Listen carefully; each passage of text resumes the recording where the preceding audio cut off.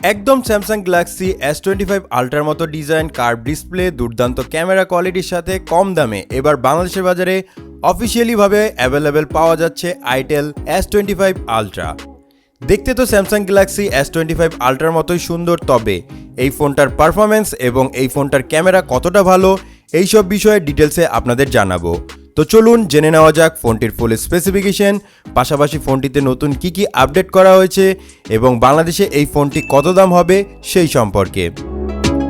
ফোনটির ডিজাইনের কথা বলতে গেলে ফোনটার ব্যাক সাইডটি কার্ভ করা হয়েছে, যা দেখে ফোনটি অনেক বেশি প্রিমিয়াম লাগে। তাছাড়া ব্যাক সাইডে ফ্ল্যাশ লাইটটিতে RGB লাইটের নোটিফিকেশন অ্যালার্ট সার্ভিস দেওয়া হয়েছে এবং এই ফোনটার ব্যাক সাইডে দুইটা কালার কম্বিনেশন দেওয়া হয়েছে, যার ফলে দেখতে আরও বেশি জোস লাগে। নিচের সাইডে থাকছে আইটেলের ব্র্যান্ডিং। তাছাড়া তিনটি আলাদা আলাদা কালার ভেরিয়েন্টে এই ফোনটি বাংলাদেশের মার্কেটে অ্যাভেলেবেল পাওয়া যাবে। এই ফোনটার নিচের সাইডে থাকছে USB Type-C পোর্ট, স্পিকার এবং সিম কার্ড স্লট। তাছাড়া ফোনটাতে ব্যবহার করা হয়েছে ডুয়েল হাইপার সিম কার্ড স্লট। ফোনটার সামনে দেওয়া হয়েছে 6.78 ইঞ্চিস ফুল HD plus AMOLED curve display, যেটা হাতে নিয়ে জোস লেভেলের একটা প্রিমিয়াম ফিল পাবেন। তাছাড়া এর ডাইমেনশন 6.9 মিলিমিটার থিকনেস এবং এর সাথে থাকছে Corning gorilla glass screen protection. Refresh rate 120 hertz থাকার ফলে ডিসপ্লেতে আপনি সুপার ডুপার স্মুথ ফিল পাবেন, যেটা বাজেট সেগমেন্টে ওয়ান অফ দ্য বেস্ট হবে। ফোনটাতে রয়েছে ইন ডিসপ্লে ফিঙ্গারপ্রিন্ট সেন্সর, পাশাপাশি ফোনটাতে IP64 সাপোর্টেড হওয়ার ফলে ফোনটা যদি আপনি হালকা পাতলা পানির সংস্পর্শে আনেন তাহলেও কোনো ধরনের সমস্যা হবে না। পিক ব্রাইটনেস দেওয়া হয়েছে 1400 নিটস, যার জন্য ব্রাইটনেস নিয়ে কোনো প্রকার ঝামেলা আপনাকে পোহাতে হবে না।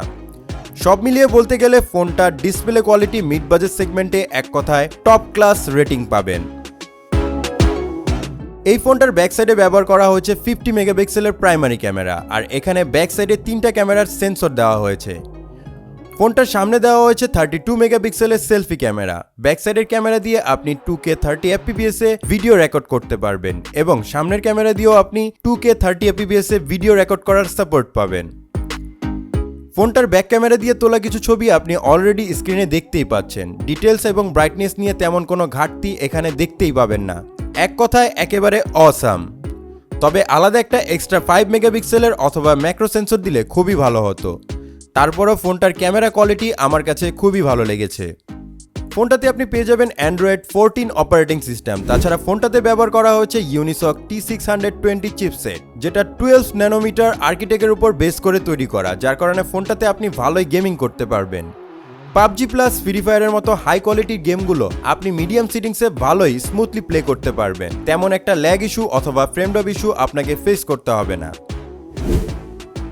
এই ফোনটাতে আপনি 8GB সাথে আরও 8GB ভার্চুয়াল র্যাম পেয়ে যাবেন এবং 2 বছর পর্যন্ত অ্যান্ড্রয়েড আপডেট পাবেন।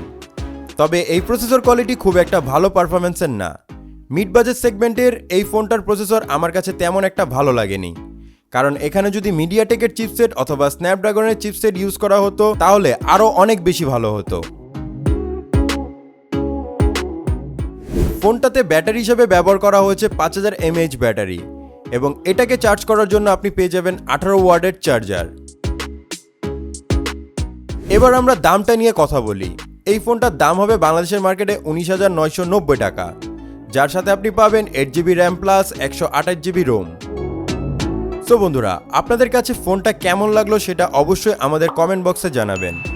আজকের মতো ভিডিওটি এখানেই শেষ করছি। সম্পূর্ণ ভিডিওটি দেখার জন্য ধন্যবাদ।